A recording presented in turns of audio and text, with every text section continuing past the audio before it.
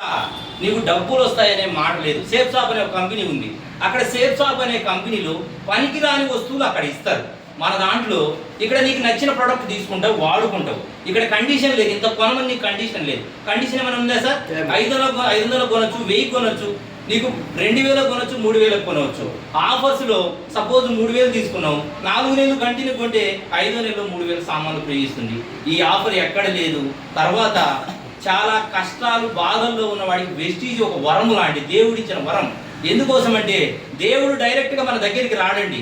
ఎలా అంటే ఒక మనిషిని రూపంలో దేవుడు నీతో మాట్లాడతాడు. దేవుడు నీ దగ్గరికి వచ్చినప్పుడు నాకు 3 సార్లు అవకాశం వచ్చింది వెస్టీజ్.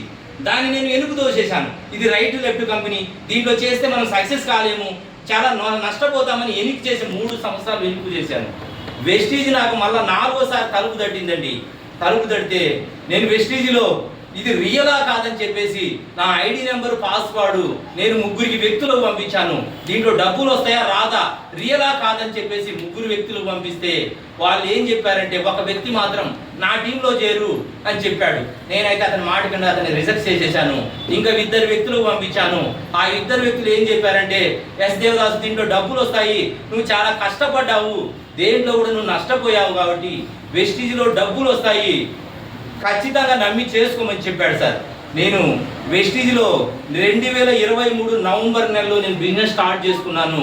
ఫస్ట్ మంత్ చెక్కి నేను ఒంటరి పోరాటం చేసి, అప్పటికి నాకు లైన్స్ ఏమి లేవు, నేను ఒక్కడినే చేసుకున్నా. సైడ్ వ్యాలింగ్ కోసం నేను ఒంటరి పోరాటం చేసి 2100 పీవీ నేను 2100 పీవీ ఒక మంత్లో చేసుకుంటే ఫస్ట్ మంత్ నాకు వచ్చిన చెక్కు 31,240 రూపాయలు. అంటే నేను కష్టాల్లో ఉన్న, బాధల్లో ఉన్న, దేవుడు ఒక వరం ఇచ్చాడు. ఒక వ్యక్తి ద్వారా, వెంకట్ సార్ అనే వ్యక్తి ద్వారా నాకు ఒక అవకాశం వచ్చింది. అవకాశం వచ్చిందని మనం వెనుక చేశామంటే ఇంకా మనం దేంట్లో కూడా సక్సెస్ కాలేము. అయితే నేను అట్లా కంటిన్యూగా చేసుకుంటూ పోతే 6 నెలలకు నాకు 2వ లైన్ వచ్చిందండి. 2వ నెలలో వచ్చిన తర్వాత 2వ లైన్ వచ్చిన తర్వాత 46,000, 50,000, 69,000, 72,000, 76,000 నేను అట్లా తీసుకుంటూ ఎక్కడ ఎవరికి రాలే, మన టీంలో కానీ ఇక్కడ ఏరియాలో ప్రకాశం జిల్లాలో ఎవరికి రాలే. ఆల్ ఓవర్ ఇండియాలో నేషనల్ టాపర్లో టాప్ 10లో నేను వచ్చానండి, థర్డ్ పొజిషన్లో. దేవుడిచ్చిన అవకాశం ఇది. మనం దేవుడిచ్చిన అవకాశాన్ని సద్వినియోగం చేసుకోవాలి.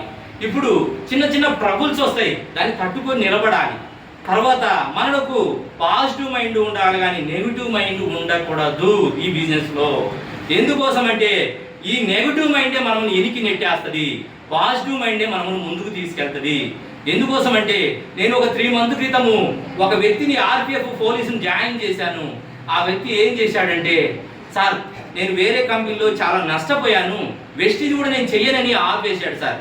అయితే దేవుడు మళ్ళా అతన్ని నాకు ఒక అవకాశం ఇచ్చి ఇప్పుడు మళ్ళా బిజినెస్ స్టార్ట్ చేశాడు. హైదరాబాద్లో ఉంటాడు. రేపు వరంగల్ మీటింగ్ ఒక 4 తీసుకొస్తున్నాడు. అతను చేయలేదని మనం వదిలేస్తే అక్కడ నుండి బిజినెస్ వస్తుందా?